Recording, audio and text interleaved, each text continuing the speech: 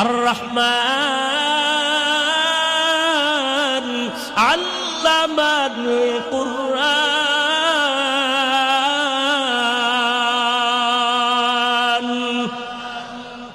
আগে কোরআন শিখাইছি, খালাকাল ইনসান, পরে মানুষ বানাইছি, এবার গুণের মানুষ হইছেননি।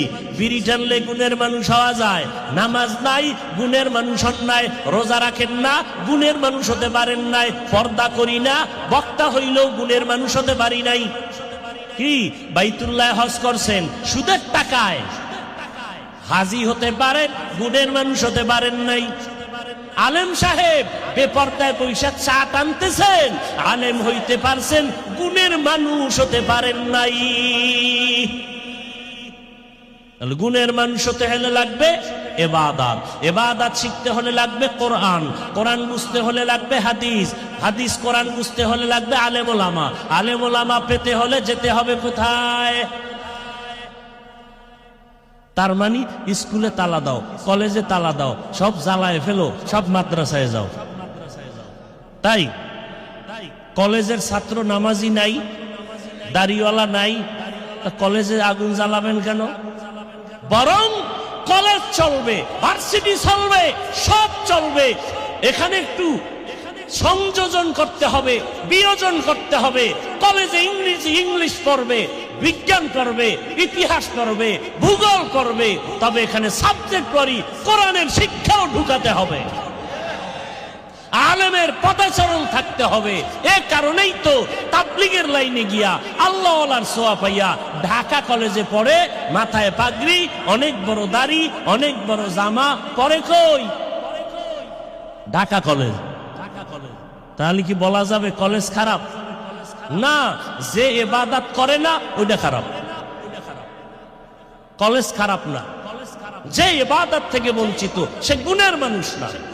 মূল কথা ওলামায়ে কেরামের সাথে সম্পর্ক হলেই সে কোরআন হাদিস জানবে, জানলেই ইবাদত করতে পারবে, করলেই গুণের মানুষ হবে। গুণের মানুষ হলেই সে ডাক্তার হলেও জান্নাতি, ইঞ্জিনিয়ার হলেও জান্নাতি। কথা বলেন না কেন?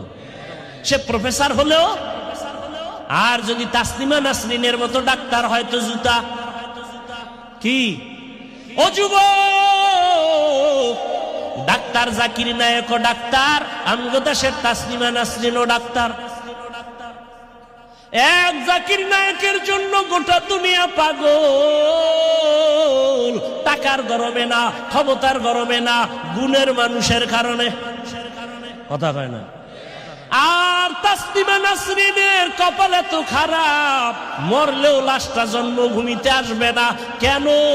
ডাক্তার হয়েছে, গুণের মানুষ হয় নাই।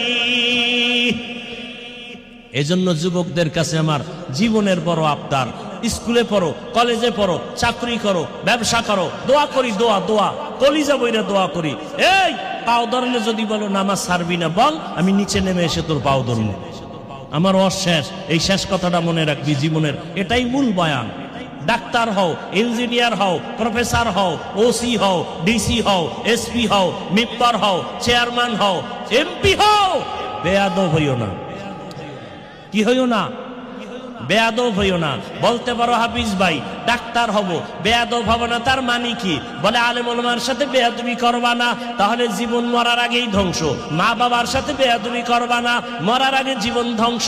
শিক্ষকের সাথে বেয়াদবি করবা না, জীবন ধ্বংস হয়ে যাবে।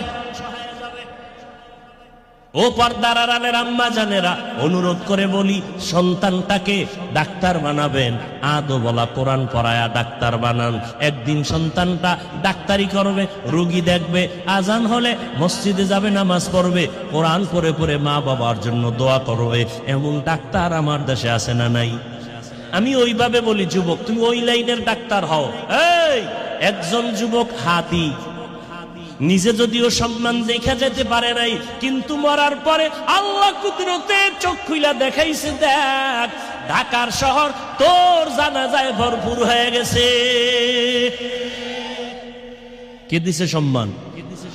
হাদিজে 5 ওয়াক্ত নামাজ পড়তো, ওই নাস্তিকরাও জানে না, টকশো করে, মনে করছে হাদি আমগো খালতো ভাই। যখন মরার পরে জানছে সে কোরআনের হাফেজ, যখন জানতে পারলো সে একজন 5 ওয়াক্ত নামাজি, নাস্তিকের মাথা গরম, রামের মাথা গরম, বামের মাথা গরম। এটা কেমন যুবক রে, জানা যায় পুরা ঢাকার শহর বলক হয়ে গেছে।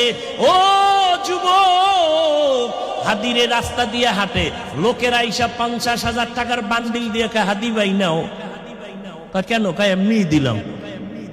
আর তুই রাত্রে মোবাইলে আকাম করবি, এমবি নাই কি নাই?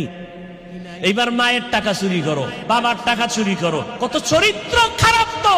তুই মা বাবার অভিশপ্ত সন্তান।